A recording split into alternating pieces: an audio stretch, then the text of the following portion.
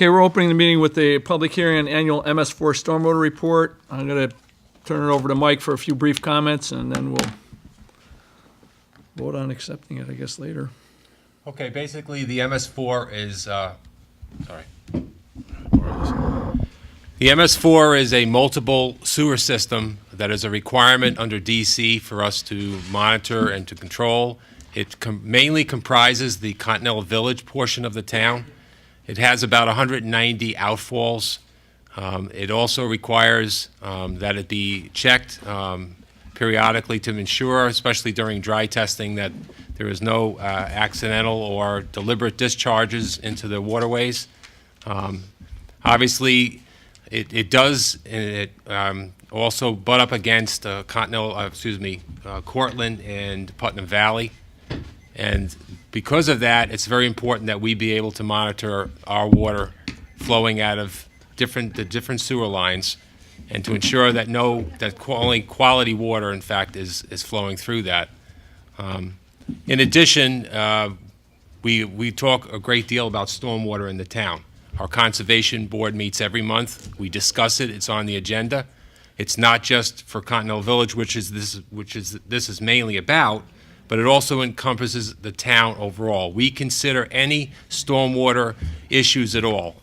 Before the board tonight is a resolution, hopefully appointing the committee members of Max Garfinkel, who is the wetlands inspector, who was not able to attend tonight, Carl Frisender is the highway superintendent, and myself, to be able to continue to go forward, to be able to provide this report, which is a report period from 3/9/16 to 3/9/17. There were some difficulties because some of the people were no longer in the positions, and we had to go back and look through information and so forth. It did pose a challenge for us, but I think we met a number of times, and not only did we achieve, in my opinion, a good recollection of all the information that's required in the report, but I think we have some very good enhancements going forward. We're looking to be able to start to be able to mark the different drains, to be able to, so that if anybody goes near them, they understand that those drains will eventually lead to the Hudson River, in most cases in the MS4 in the Continental Village. We also do monitor and check the Clove Creek waterway, which runs from the middle of the town, from Glenwood, down 301 and up to Fishkill, which is one of the very few creeks in New York State that actually run north. But it's, for the most part, there's a lot to do with it. There's a lot of impacts. You have to watch for businesses. You have to watch for illegal dumping. You have to check to make sure that no one's septics and so forth are actually possibly leaking into the systems.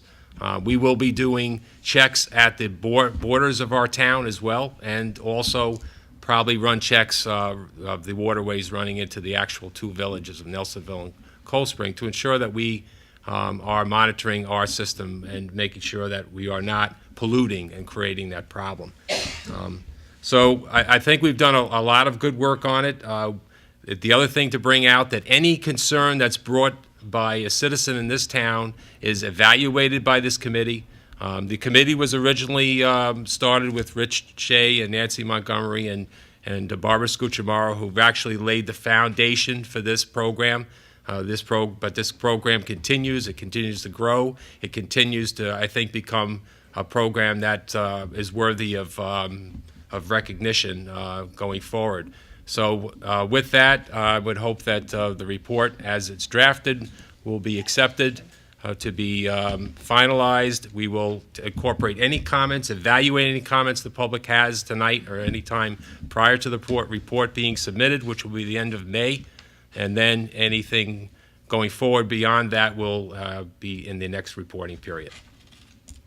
Thank you, Mike. I'd also like to thank Bob Repetto, who in the beginning, he and I did a lot of the mapping, and there's 190 outfalls, so it was a lot of tromping around in small streams looking at pretty small outfalls, but they all have to go on a map. So Bob was instrumental in getting a lot of that work done in the beginning. He had the GIS and GPS knowledge to get things at least mapped out in a rudimentary way, and then we were able to get them onto a hard map. So our thanks to Bob Repetto. Any comment from the public on the MS4 report? Yeah, that's what I figured. For a report about water, it's about the driest thing you could imagine. Unless it's contaminated. We're also fortunate because our MS4 is fairly small. And, I mean, Haldane has a small one, but that's a school district, and that's out of our bailiwick. Thank goodness. So, all right, with that, I'd entertain a motion to close the public hearing on the MS4 Stormwater Annual Report. Also move. Second. Second. All in favor? Aye. And I vote aye. All right, if you'll join us in the salute to the flag. I pledge allegiance to the flag of the United States of America and to the republic for which it stands, one nation, under God, indivisible, with liberty and justice for all. All right. Welcome to the May meeting. So we're back here in our normal settings. Fifth month already. We got our regular crowd. That was interesting till last month. Yeah, exactly. At least it wasn't boring. Committee reports, Conservation Board. Okay, the Conservation Board met on April 18th, a couple of applications. Continuation of Olspan, which is the old cybercrime project. The applicant was dealing with the DEC, and also our wetlands inspector also were discussing issues there. They decided to change the actual entrance. Anytime you created a commercial entrance onto Route 9, that has an impact. As far as conservation goes, because this issue's mainly before the planning board, this is regards to any kind of possible impact to the waterway there. It also surrounds state wetlands on to the one side, and then, of course, the road as well. So that's of concern. So some comments were brought up there, but for the most part, this has been discussed in the past. Manitoga, down on 9D, I think a lot of people are familiar with that. They're redoing their driveway. The short of the story is, in their parking area, their grade was just too rough for the trolley to go down. So therefore, they have applied for a permission to be able to extend that. Conservation's portion of this involves the fact that we needed to provide some information to them because they were about 30 feet from the stream, so that was of concern. Obviously, they are taking down a couple of trees which need to be removed in order to allow for this. Silt fencing and so forth, remediations will be taken to ensure that there isn't any problems with the stream itself. Some discussions also in regards to what I had mentioned a little earlier about stormwater.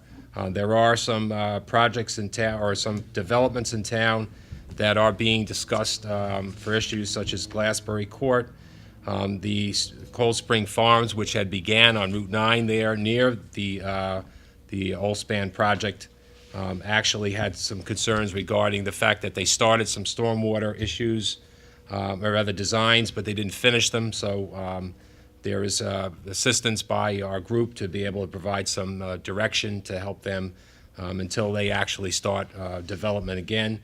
There is some significant rains that were planned for tomorrow, so it was imperative to get out there and provide some direction to them. So we are identifying some areas like that in town. We are identifying some critical areas for storms to make sure, in fact, that we try to, along with Carl Facenda, to be able to mitigate and try to stop serious problems from happening in the town regarding stormwater. Okay, that's it. Thank you, Mike. Recreation. I was unable to attend the recreation meeting, but instead I have Amber here tonight to give us a recreation report. Good evening. The April meeting of the Philipstown Rec Commission met on April 25th. It was a fairly uneventful meeting. Some things to point out.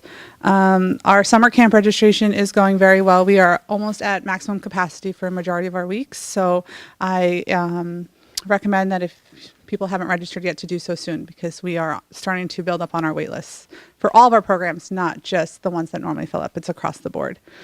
We have a senior luncheon coming up on May 10th. As always, we always encourage volunteers if anyone is available to help out. At this point, we have about 92 seniors registered. We project to be closer to 100 by the time that comes. So We only have 20 seniors in town. Right? they must be coming from, Somewhere other else. places. I don't know. Senior babies. The theater, on May 21st, the theater will have their spring fundraiser, and they will be honoring Bob Bickford for all the work that he's done down at the theater. And Anne of Green Gables will be the show that's opening up in the next couple weeks. Lou Kingsley and Kingsley Tree have donated the removal of 8 of our dead trees down at Philipstown Park, so we're very thankful for all the work that they have done for us. They are good friends of the rec department, so thank you very much. We also have worked with the Audubon Society to install 2 birdhouses up at the Glassberry Court or the North Highlands Park. You'll notice that there are pole birdhouses, and forgive me, I cannot remember the bird that they attract, but apparently it's something that is migrating through the area, and they were hoping to enjoy. So we installed 2 birdhouses up there. The Friends of Philipstown Rec met in March. We had a rousing 6 people show up to that meeting, so that was pretty exciting. And there was some community members had brought forward a discussion about whether or not we could put in a town pool. So we reviewed kind of our past history about that, and people were going to look at some of the neighboring communities to see what options they had that Philipstown might be able to utilize. And we are looking to bring back the Castle to River Run. It is going to be a joint run event this year with the Philipstown Coalition organization. So we're very excited about that. We are working to develop a background check policy for all of our staff. Right now, our summer staff is all background checked, but I'm looking to make that a universal policy across the entire department, as well as all of our volunteer coaches. And we're developing coaching standards for our coaches. And we will be hiring a park attendant for Philipstown Park. They will monitor both Philipstown Park, North Highlands Park, and the rec department in the evenings and on the weekends.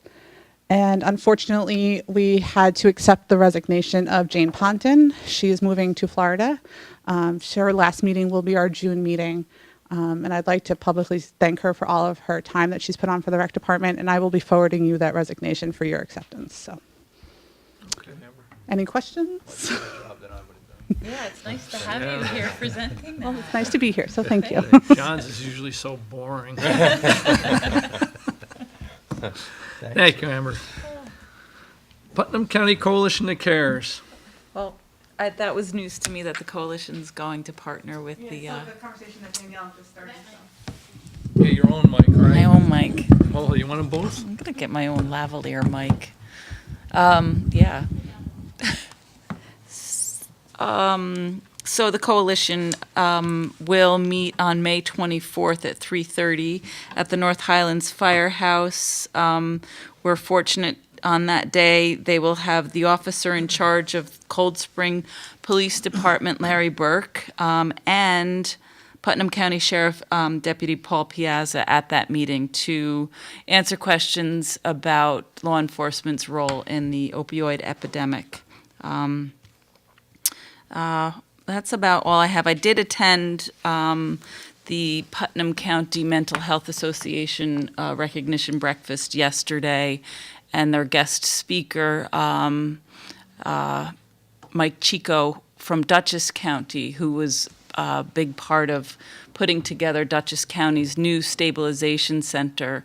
And I'm very interested in that process and how Dutchess got that going. And, you know, they partnered with their county executive, the federal government. I know Sean Patrick Maloney was involved and a great supporter of it. So it will be a resource, hopefully, that we can use in Putnam County, at least on this side of the county, and hopefully someday we'll have a similar facility in Putnam to help with this crisis as well. And that's all I have. Thank you. Sure. Planning Board. Okay, Planning Board. I attended the Planning Board of April 20th, 7:30, Butterfield Library. It was a full agenda. First on the agenda was a public hearing from Jeremy and Amy Sampson of 362 West Point Road in Garrison. The applicant was seeking to divide lands of Jeremy and Amy Sampson from lands of John and Catherine Cosella of 372 Old West Point Road. There was no public comment at all. The public hearing was closed, and the application was approved. Moving on to other business, Chris Sorensen, 1,000 Albany Post Road, Garrison, seeking a minor subdivision. The applicant was granted a negative secret declaration, and their plan was also approved.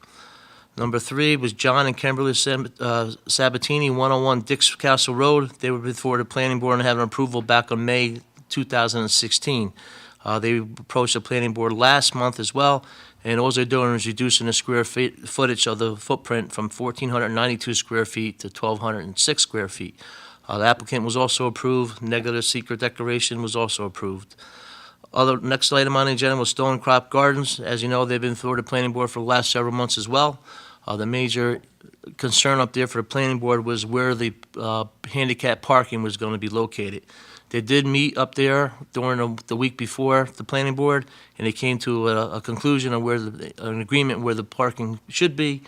So now they're moving forward. They're planning on having a public hearing on the next planning board meeting. So that project should be moving forward. It's getting to the time of year where they really want to start breaking ground in a new building up there. So I think at this point, one more meeting, they should be able to go.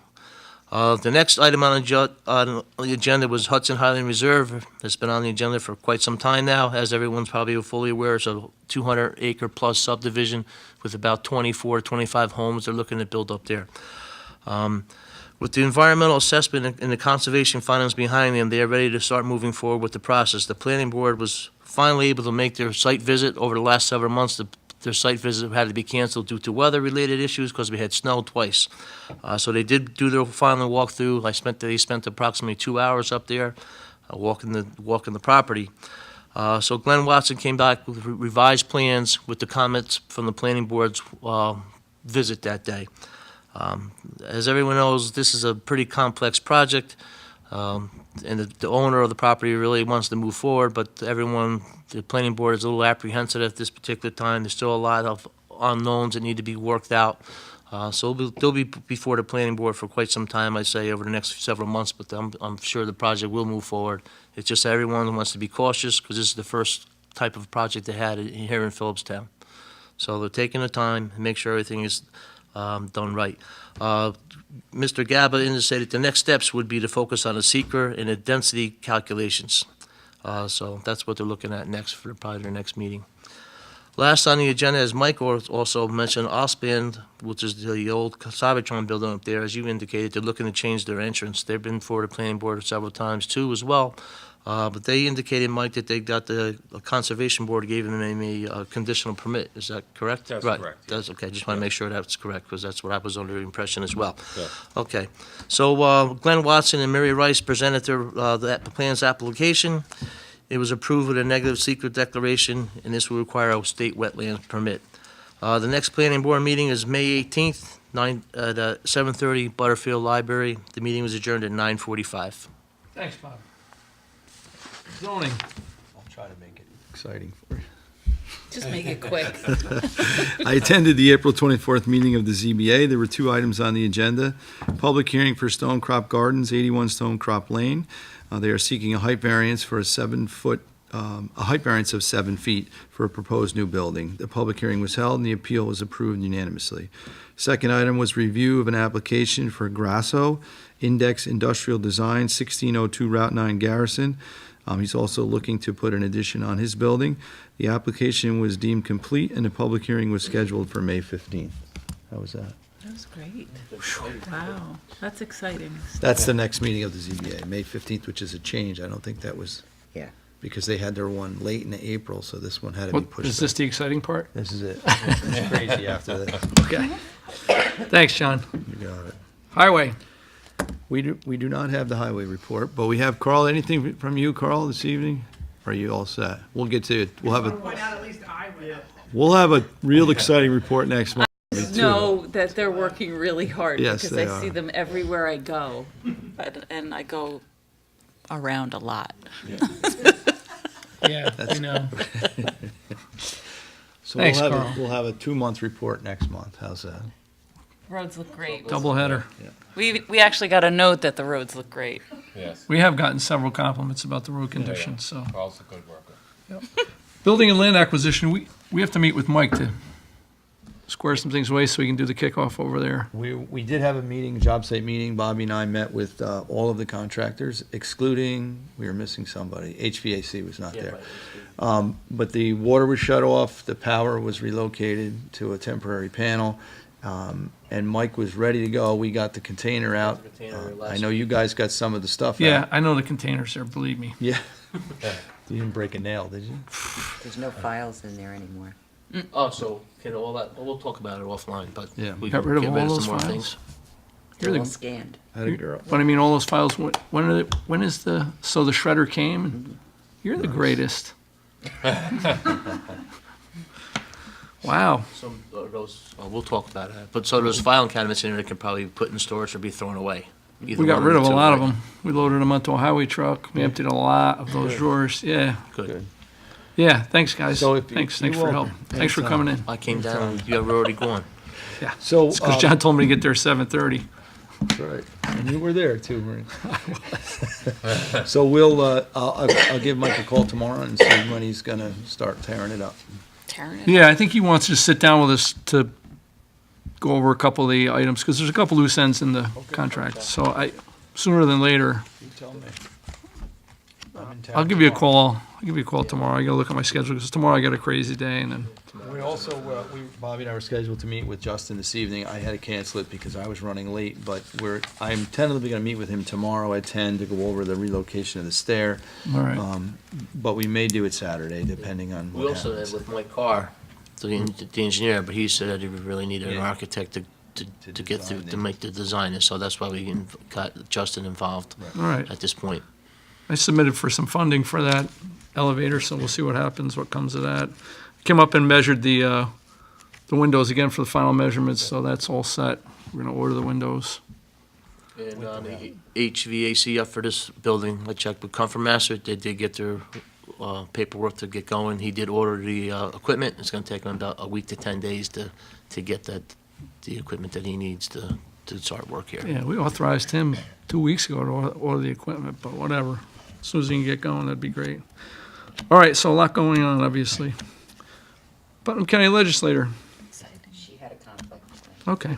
Cemetery Committee, Okay, the big thing with Cemetery Committee is if anybody's driven past the Cedar Street Cemetery, I think you've noticed quite an extensive change.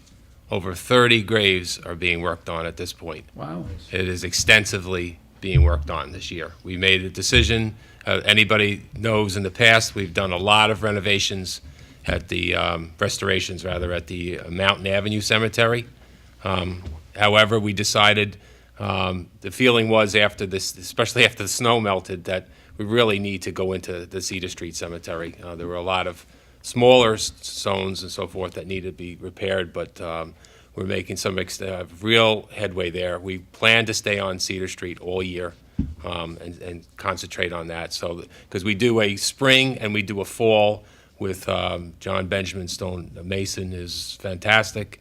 And not only is he good at crafting that way, but he also handles the St. Philip Cemetery, but he's very knowledgeable about it, so you learn a lot from it as well. So if you have a chance, please go there.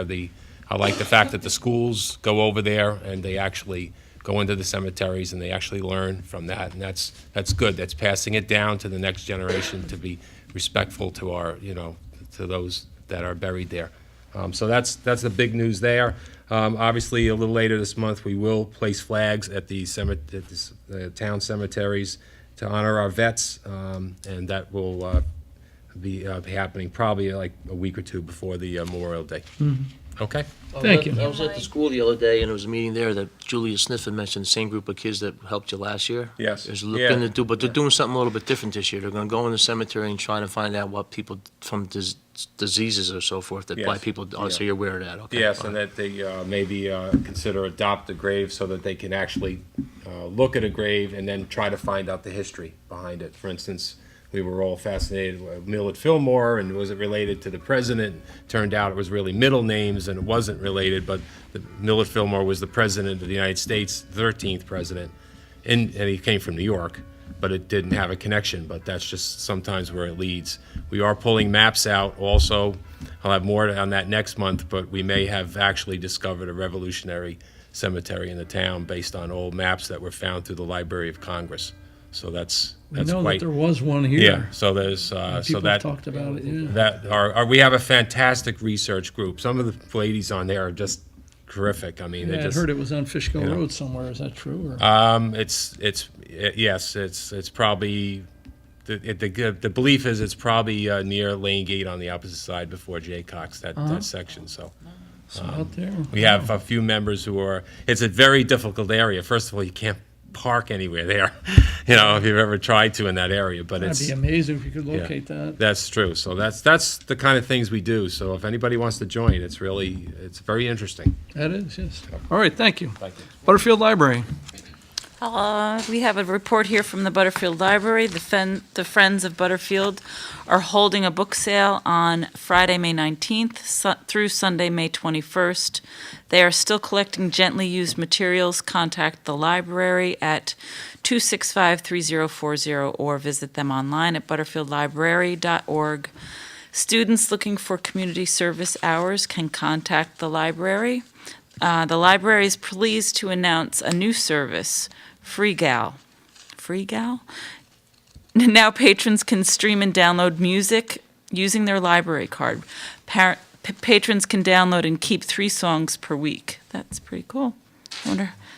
Tuition-free summer camp for children in 1st through 5th grades for the 2017 through 18 school year. They have to be in 1st through 5th grade.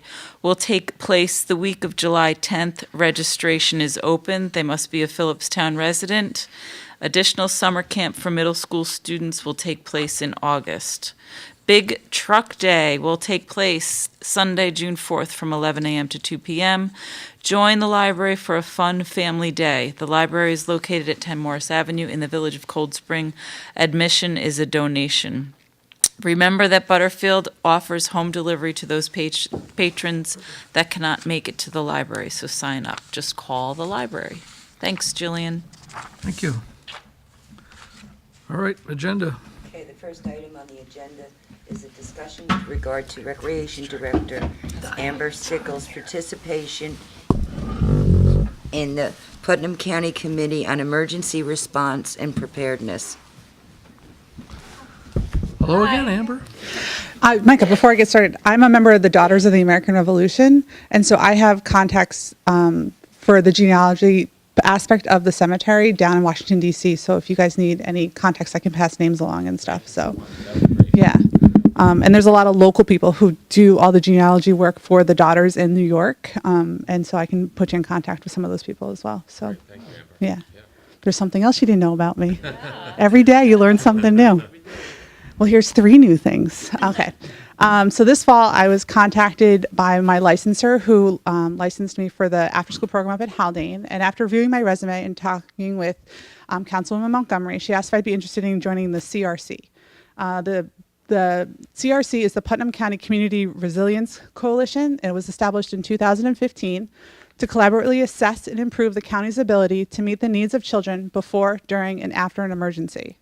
The CRC is composed of institutional representatives from various child-serving agencies and organizations such as the Health Department, Emergency Services, child care providers, after-school programs, and various nonprofits which support some of the aspects of child wellness. Putnam County is actually one of 2 pilot communities taking part in a Children Resilient Communities Initiative. It's a partnership between the National Center for Disaster Preparedness at Columbia University and the Save the Children. The initiative, the CRC hosted an exercise yesterday, which was over at the golf course in Carmel. We assessed the plans and resources and relationships among child-serving institutions, key community agencies who may have a role in protecting children before, during, and after an emergency or disaster. We created a tabletop scenario. It was actually an earthquake. We discussed our individual agencies' response and the relationships that we've formulated to see where the gaps are. From that, we're looking to create a framework for child-serving organizations to be better prepared during a disaster. So that's the first big initiative over at the county that I'm taking part over. So there's 2 other groups that I've, since being part of the CRC, have been asked to join which I think is a great bridge for Philipstown and Putnam County to help bridge some of those relationships. So the first one, I was contacted by a member of the Putnam County Health Department about possibly joining the Disaster Preparedness Bioterrorism Task Force. They've been looking for a representative from Philipstown, and they thought I'd be a good fit. The task force was conceived after 9/11, and the health department is responsible for conducting the meetings. They set up a yearly schedule, trainings, they take minutes, everything. The task force is comprised of approximately 80 members of local government, state government, private and nonprofit agencies. And they convene to discuss planning for, conducting, and responding to public health emergencies and preparedness initiatives and events throughout the county. The individuals, no, okay, never mind. In 2017, our meetings will be held on a bi-monthly basis at the Bureau of Emergency Services in Carmel. The meeting format consists of a brief presentation on a specific topic, followed by a roundtable discussion where members share appropriate agency information. And they're very excited to have a representative from Philipstown over there, so they wanted to thank the town board for allowing me to go. The first thing I am asking is for your support in me attending those meetings from Philipstown. The second organization that I've been, because I don't have enough on my plate, let's take a little bit more. I was approached by the Commissioner, Anthony Sutton, about joining the Putnam Emergency Services Safety Advisory Board. It's the ESSAB. That group was created to make recommendations to the county executive and the county legislator relative to the provisions of advanced life support, application of safety codes and building construction issues, and other concerns related to the health and safety of the public. This is a county-appointed board, so I had to be appointed by Putnam County. Nancy was there the day I was appointed. Thank you. Our most recent project is we're looking at cycle safety and a countywide campaign to improve bicycle safety on the roads in Putnam County. I've also, as you know, asked for a workshop.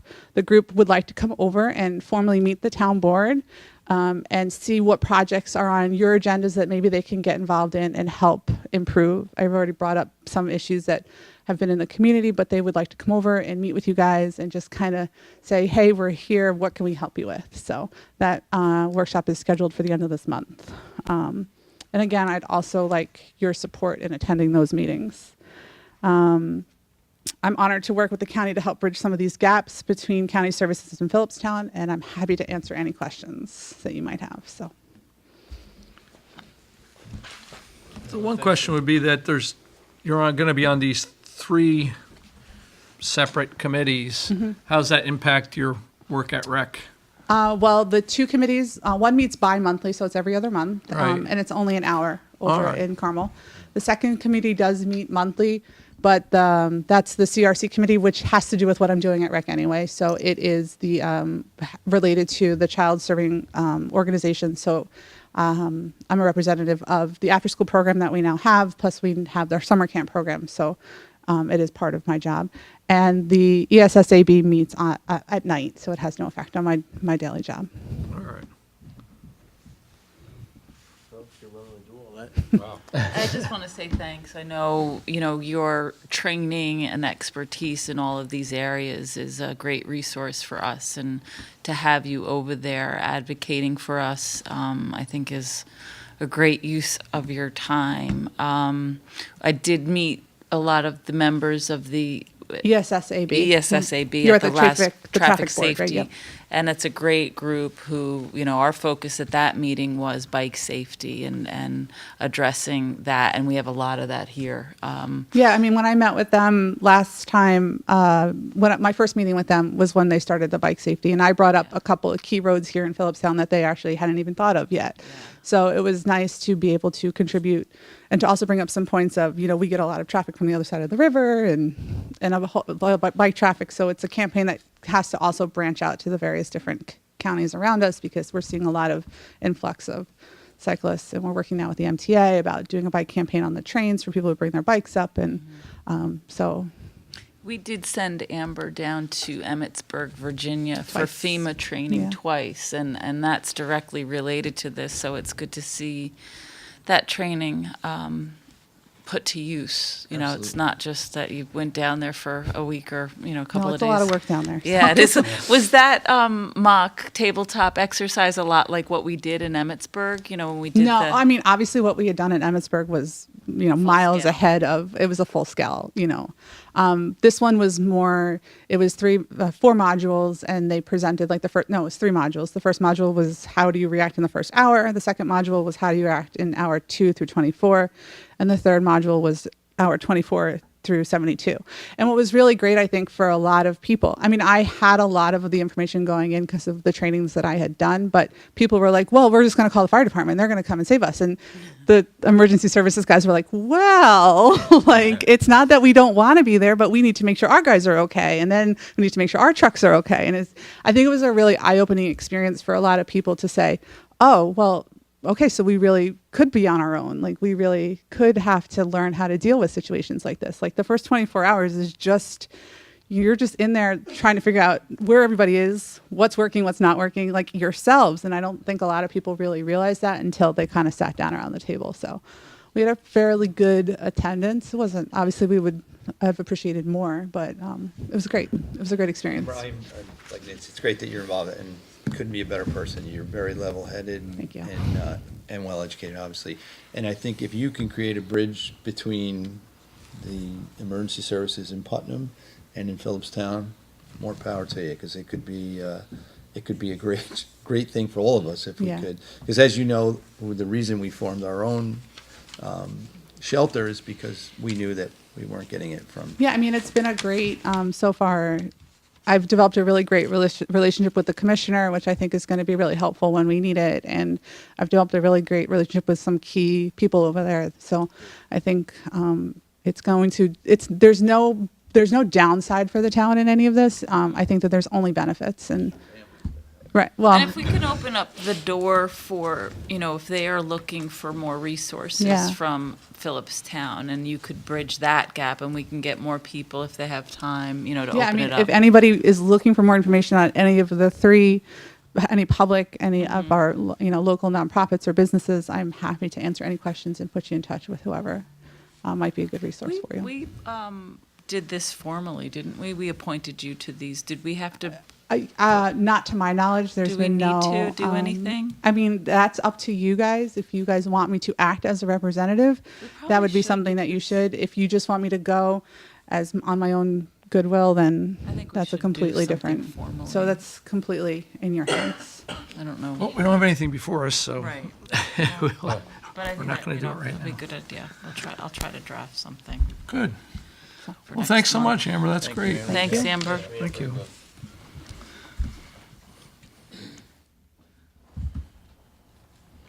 Okay, the next item is a resolution appointing the following to the Town of Philipstown Stormwater Committee: Max Garfinkel, Carl Frisenda, and Michael Leonard. As Mike alluded to earlier, this is to deal with stormwater issues and the filing of our annual MS4 report. Our thanks to Max, Carl, and Mike for stepping up to get this done for us, a mandated report every year, and again, it's a lot of work. So with that, could I get a motion on the resolution appointing Max Garfinkel, Carl Frisenda, and Mike Leonard to the Stormwater Committee? So moved. Second. Second. All in favor? Aye. I vote aye. Thanks, Carl. The next item is a resolution authorizing Carl Frisenda to sign the shared services agreement between the Town of Philipstown and New York State Department of Transportation. Carl, anything on this, or just another way to access equipment? And well, that's terrific. I mean, good idea. It's certainly New York State's got plenty of things we might want to borrow. Money. And who knows, we might even have something they want. That's great. That's a great initiative. I mean, seems like a no-brainer, but we never did it until now. So that's terrific. Thanks for bringing that to the floor. Could I get a motion on the resolution authorizing Carl to sign that shared service agreement between Philipstown and the New York State Department of Transportation? Could I get a motion? So moved. This will be a roll call vote. Councilman Van Tassel. Vote aye. Councilwoman Montgomery. Aye. Councilman Flaherty. Aye. Councilman Leonard. Aye. And I vote aye. I saw, Is this the only thing to do with the shared services, the county's looking to do? Does this help us at all? no, No, okay. no, the thing I was gonna mention with the county shared services, was sort of unanimous that all the supervisors wanted to bring up emergency services with them, so. Is this a late addition, this purchasing of equipment? Yeah, this is the blanket resolution allowing Carl to go ahead and purchase anything under $10,000. Because sometimes the auction comes up, there's not a meeting. Right, We go exactly, yeah. through All right, so This'll just cover take it. care of this now? Sure. This is, That's roll call. again, something so that Carl can act quickly when, we're looking for an item, it comes up on auction, if you don't move on it, you're not gonna get it. So there's been several things like that, and then it becomes sort of this fire drill of trying to get the board together so we can pass a resolution. So this would be a blanket resolution authorizing the highway superintendent to purchase equipment up to the value of $10,000. Obviously, we're gonna have a conversation before that, but this will avail him to that opportunity, so. If I get a motion on the resolution authorizing the highway department purchases of equipment. So moved. Second. Oh, we're gonna do a roll call vote. Councilman Leonard, Aye. Councilman Flaherty, Aye. Councilman Van Tassel. Aye. Councilman Montgomery, Aye. and I vote aye. That first one was, What's that? I'll tell you later. Congratulations, Carl. Wow. No more fire drills. You got everything you wanted here. Yeah, it's like Christmas for Carl. Woo-hoo. I know. See, yeah, look, yeah, what did I get? We have to drive the roads. Okay, the next is a resolution appointing a member to the Philipstown Planning Board whose term will expire March 31st, 2021. All right. This is one of the toughest things we have to do anymore because we get so many good applicants. We interview them. Half the time I feel like, why am I interviewing this person? They should be interviewing me. A really, really deep bench of skill set in this town. People just willing to serve and completely able to serve on these boards, but you do have to make a decision in the end. We discuss it among ourselves and then fret over it because we certainly don't want to insult anyone when they don't get chosen, but ultimately you do have to make that decision. We had 3 excellent candidates come in. I mean, any one of them would be an excellent choice, but again, we discussed it and we've come up with a recommendation. So with that, I take a motion on a resolution appointing Dennis Gagnon to the Philipstown Planning Board.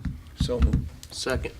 All in favor? Aye. Can we have a discussion? Sure, discussion, by all means. So obviously, we discussed it a little bit after the interviews, and like Richard said, we had 3 really great candidates and with different skill sets, and it was a tough decision based on what the need is, as far as what I see where the planning board is at, and the skill set for one individual and the mindset was that he would bring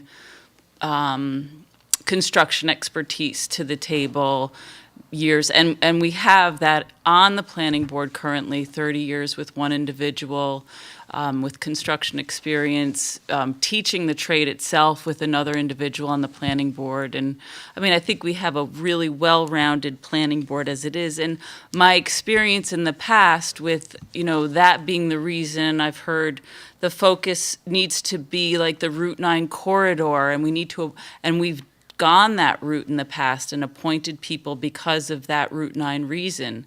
And what I see now is a Route 9 that's in worse shape than it was when I got on the board. And I don't want this appointment to be because we'll have that experience. I think, we need someone with the mindset that can bring the board together in a universal way that has more of a philosophical approach, because what we've got coming down the pike is a 2020 that we're completing in 2 years. We need to reopen the comprehensive plan, I think, and the planning board will be, I think, a key board in driving that. So with that, I've worked with one of the individuals that we interviewed, and I've seen him resolve very difficult situations between an agency and a board and a landowner and a tenant, and for that reason, I am not voting against Dennis, but I would prefer it to be someone else on the board. And Yeah, that's a good point. unless we're going to, if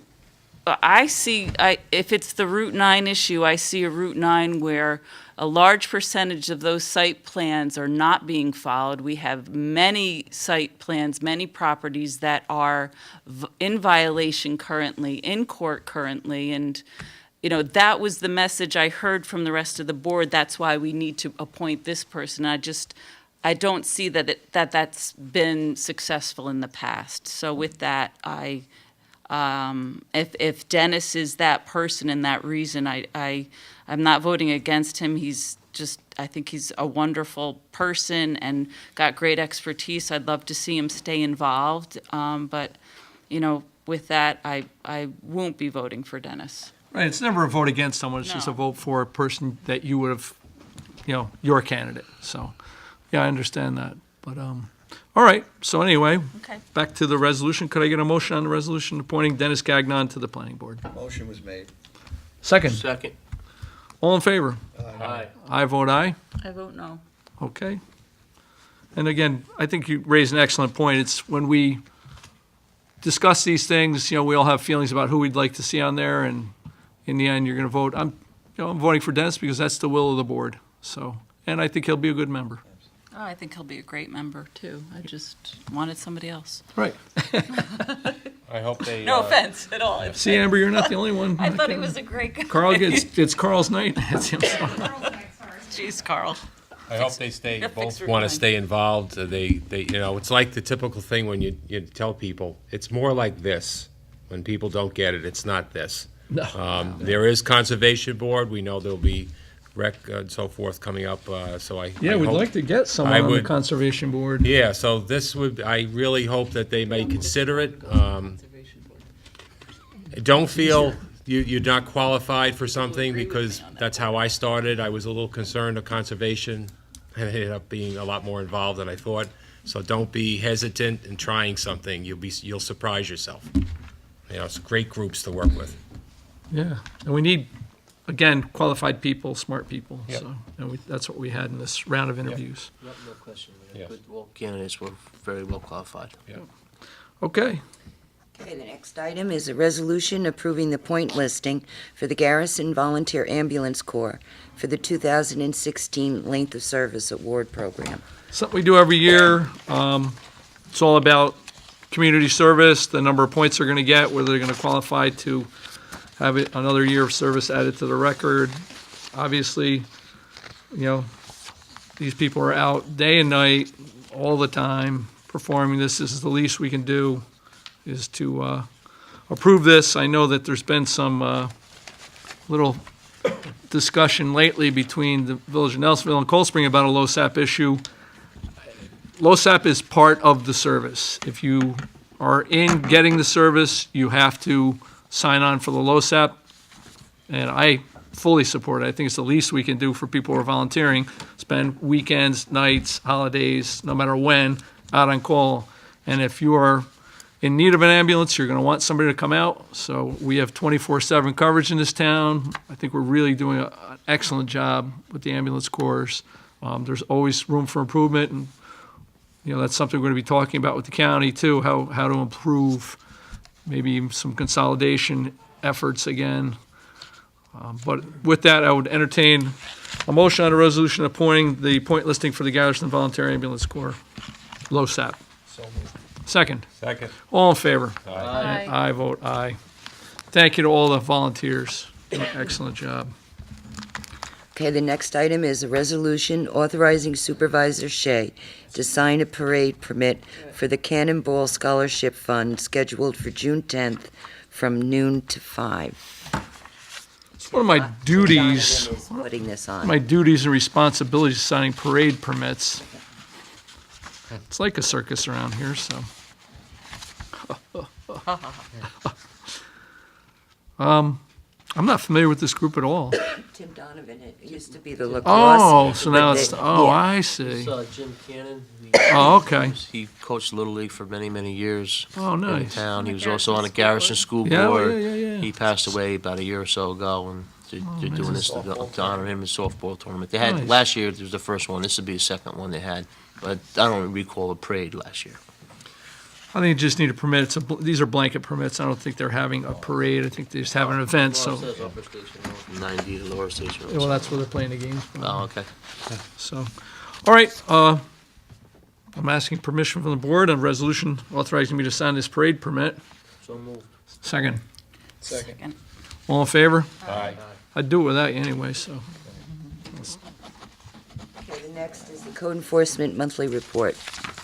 $18,097.32 were the fees collected, 22 number of permits issued, 4 additions, alterations, or repairs to residential buildings, 18 all other permits, pools, sheds, decks, plumbing, HVAC, 19 COs issued, 4 stop work orders issued, and 3 inspection of commercial properties, and that was fire inspections. Tell you, we just hit a home run when we got Greg. He's the kind of guy, you get issue a violation and he's gonna leave and you're gonna be smiling. Because you feel like you've been treated fairly, you've been heard, and he just is a wealth of common sense and really knows how to deal with people. I mean, I just cannot say enough about him, and the whole building department. Our building department is top-notch at this point. We have the finest building department in this county, without a doubt. Along the lines of Greg, I was contacted by one of the fire chiefs, and which we did with Kevin, we had a meeting with the building inspector, code enforcement, and the chiefs of the departments. They recommended that we do another one now that they have Greg on board, so I'm gonna try to arrange that in the next month or so. Greg's gonna be busy. Yeah. He's gonna be real He's got- busy. He's got a building to build. Come next week. We're also consolidating with Gold Spring, Right. so Is that moving? we'll start next week. That's awesome. Yeah. That's great. We've been waiting in slowly, but Yeah. we're going in. He says he's ready, so. Excuse me, do you want to pass the resolution approving the MS? It's not on. Yes, right, I was gonna bring that back up. I would do that at roll call. It's nothing. Okay. Could I get a motion on the resolution accepting the annual MS4 report? So moved. Roll call vote. Councilman Montgomery. Aye. Councilman Flaherty. Aye. Councilman Van Tassel. Councilman Leonard. Aye. And I vote aye. Like how I mixed that up? That's awesome. That was awesome. Just trying to test myself. Celia's piping up over Don't, We need something going on in this meeting. Yeah, we need some excitement. don't start. I'm just Do not start. having fun watching Kim knit. Just wondering, So you could have somebody painting and watching what's the it paint gonna dry. be? Something to keep Kim out of trouble is what it is. Because everybody knows Kim is a troublemaker. Being a Democratic operative, Be quiet. you don't know what she's doing. All right, we're going to get together for a workshop next week. Oh my God. Should we have that with Karen Erdl next week? Can we arrange that? Get that scheduled, yeah. So next Wednesday, who's going to call Karen Erdl and get her here this time? Maybe we all should. Well, Yes. maybe. Why don't we all? All right. So everyone call Karen Erdl this week. I need her phone number. Yes, I don't have a number. Yeah, we'll find it. Yeah. On the I'll board. I'll make sure I reach out to her, so she knows. Can we She make wrote it me before. official and have the clerk's office call her since it's a workshop? Yes, Tina's and- going to call her. She's on our townwide email list, too. Yeah, well, I don't want to come here. But can we, I'll call her. thank you. Not a problem. Tina, could you call Karen Erdl this week? I'll try. All right, thanks. I'll do it for Nancy, but I'll have to try for you. Give it a shot. I'll email her. too. Don't even go. Okay. Oh, yeah. Certified letter, yeah. Return receipt. I got something here that is probably going to, it's just burning me. It's hitting the charts on the ridiculous scale. We, in the Village of Cold Spring, we have certain people in the town who have some village services. They get village fire, some also get village water, even though they're in the town of Philipstown. They pay the water bill, end of story. They're getting water, they pay for the service. Now, the New York State DEP, New York City, wants us to form a water district for 12 residences. I mean, with all the talk in New York State of trying to consolidate things, Yeah. they're looking to break off 12 residences, have us spend all kinds of money setting up a water district. Then the billing will go through the water district to the village of Cold Spring. All this for what reason I can't possibly fathom. Well, it's in the event that the village cannot provide the water because they're renovating the dam, so, I mean, it's unlikely, and it's still only 12 homes. It's 12 homes, but it's not. No, the reason is because they're afraid that they're not going to get paid for water just in case the village doesn't supply water. And then the DEP has indicated that if the town of Philipstown does not form a water district, then the DEP will charge the users in Philipstown the metered user rate while water is being taken from the aqueduct at current prices. This will add $5 per 1,000 gallons. So that's going to be a lot. Now, are they saying there that that's only temporary until the aqueduct work is? no. So you would have it regardless when that goes back? Set up, whether we use it or not. Well, we'll have a water district set up, or we'll allow the DEP. To charge this to charge exorbitant that. rate And to that's- residents, which will drive everybody bonkers. It's just, this doesn't make any sense. This is going to cost thousands and thousands of dollars to set up and administer. And you'd have to get people from those 12 homes to actually sit on the water board, and you would have to. They'll either have to come together and petition the town to form the district, Right. or we have to enact a local law to set up the district. Either way, it's a fairly big deal. It's going to require legal services, and, okay, fine, the legal services can be passed on to the district, but It'd be cheaper. that means those 12 people are going to be paying the legal fees for setting up a water district that they don't need. Well, It's absurd. It's ridiculous. and then, so maybe we should, We're not doing it. yeah. Okay. The I was city going to code. say, do we have an appeal process or anything for it? Well, I'm going to call Sandy Galiff tomorrow. Yeah, I was working on this, well, we can call Sandy too. I did meet with with Greg Phillips and a representative from Sean Patrick Maloney's office and the DEP, and I don't recall that the rate was that high. This was over a year and a half ago when this took place. Right. So I thought they were moving in the direction of just charging the residents, but that It's just. just that- heavy-handed nonsense for no public benefit. The only thing it's going to do is cost people, 12 homeowners, money. It's just stupid. So we're not doing it. Yet we have to invest all of this into our MS4 to protect their water. Right, we do that. We want to protect the streams. Well, We it's do. their, it's, it's Yeah, it's- for the New York City. Yeah, it's for New York City, right, waterways, So we do that without, without any, 'Cause it's compensation. mandated. It's no compensation, yeah. The only thing there is in these programs is, for us, is downside. There's no, we spend money on the MS4, we go out, we spend hours of people volunteer time, board time, and as a thank you, they do this. So, it's just ridiculous. We're not, We don't get any funding from them now for old MS4 work. no, we don't get anything. Nothing. We get nothing. No, and I mean, the county got, what, $16 million for their MS4. Yeah.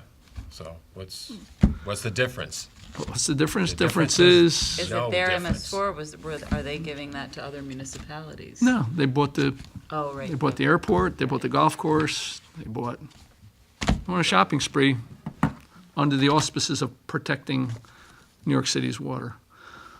But people should know about that, and, I'm going to talk to Sandy tomorrow and just say, look, this flies in the face of current conventions, so we're going to fight that. The other thing I wanted to talk about is the CCA. Recently, I had seen some letters in the paper sort of bashing the CCA efforts, the community choice aggregation for purchasing electricity, trying to get a better rate, and trying to do that through renewable resources. The person writing the letters had all sorts of reasons why we shouldn't do it and questioning the vetting of this. Westchester County has a CCA, which means every single community in Westchester County, including Yonkers, had an attorney look at this. We've had our attorney look at it. Beacon's had their attorney look at it. Fishkill's had their attorney look at it. New York State has had their attorneys look at it. New York State's in favor of it. They're in favor of it so much that I got a letter from NYSERDA saying that they're going to host a workshop in our town next Monday, May 9th, or Tuesday, I believe it is. One of the items on the agenda, lo and behold, is how to use community choice aggregation to purchase solar power. So if this is such a terrible idea, I just have to wonder why Westchester County is currently doing it as the model for New York State. It's being pushed all over the state, or every county and state is interested in doing this, and NYSERDA thinks it's a good idea. And New Jersey started this before New York State did and is averaging 13% savings. Right. It's a success story in that state, same program. And I think the key to it, we've discussed this, if you don't want to partake, you Right. can back it, you can You take can yourself get off it. Correct. the list, and there's Yep. no Right, but penalty. this sort of sniping from the sidelines, I don't enjoy it, especially from someone who's never been to a town meeting, didn't participate in any of the workshops, knows very little about what our particular program is going to be, and then starts lobbing bombs at it. It doesn't make any sense. Finished. Well, we'll have other workshops. We Like, are we're going to not have other even done workshops. vetting it. I But mean, the it's- only way that consumers are going to save money and that we're going to get power from renewable resources is through a program like this. It's the only way it's going to happen. So NYSERDA is in favor of it. Again, Westchester County is currently doing it as a model, saving money and purchasing their power through renewable resources. So it's not as if Central Hudson's going to close the grid down. Nobody's going to see an interruption of service. A lot of this stuff, the commentary is conjecture. It's not based on fact. It's not based on any of the details that we have investigated here, all the research we've done. And this isn't something that's being done to pull the wool over anybody's eyes. There's no upside for the board besides taking it on as an environmental issue and trying to save consumers money. There's nothing underhanded about this. We're not trying to sell anybody a bill of goods. What we're trying to do is get consumers a lower price and save the environment. So the only way we're going to address climate change is if we start doing smarter things, producing power from renewable resources. So I'll be at this workshop, and I look forward to setting up our CCA jointly with these other communities. I hope Newburgh does it too. I know. Yeah, I know Newburgh's interested, Poughkeepsie's interested, Wappingers is interested. They're just not there. I know Newburgh's got a lot of things on their plate, so a lot more maybe Little pressing bit. issues, yeah.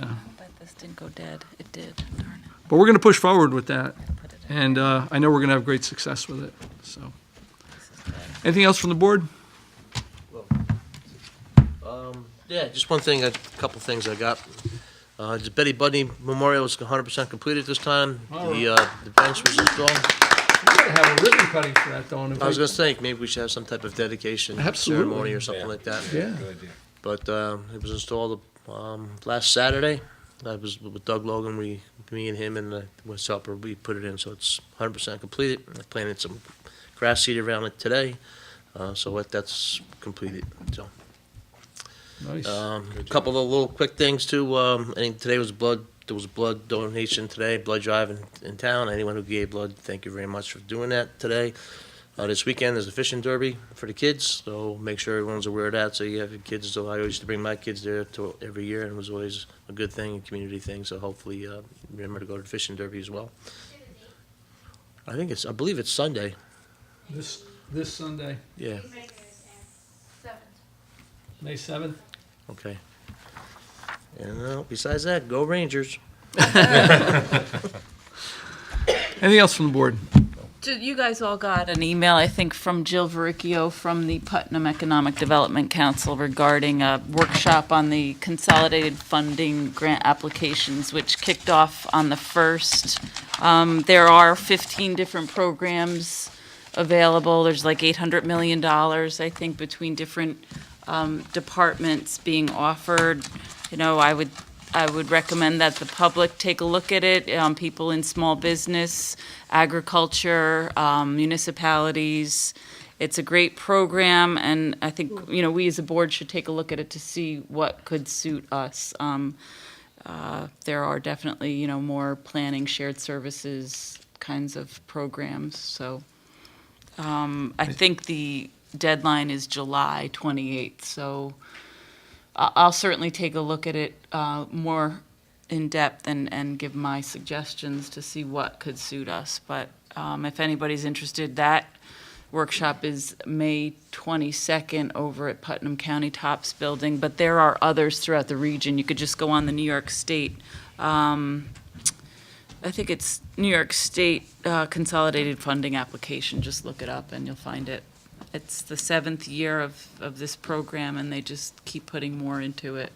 Some of the, you could look on the site to see what programs have been funded in the past. I sent it to the village of Cold Spring and the village of Nelsonville because, consolidated means if you can work with another agency on something, you're more likely to get the funding.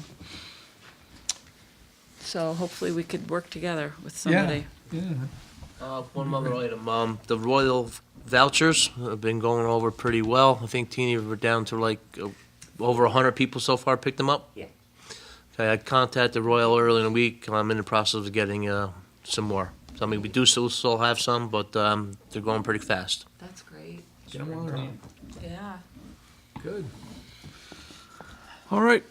Anything from the audience? Had your chance. Can I have that hat when you're done with it? Could turn into a sleeping bag. Vacancies, no longer on the planning board, we filled that. Conservation board, maybe we can get one of the Maybe one of those other Yeah, that'd be great. candidates, maybe. two applicants who are applying for planning board, interested in conservation board. Do you want to reach out to them, Nancy? Sure. That would be great, thanks. Approval of vouchers, general.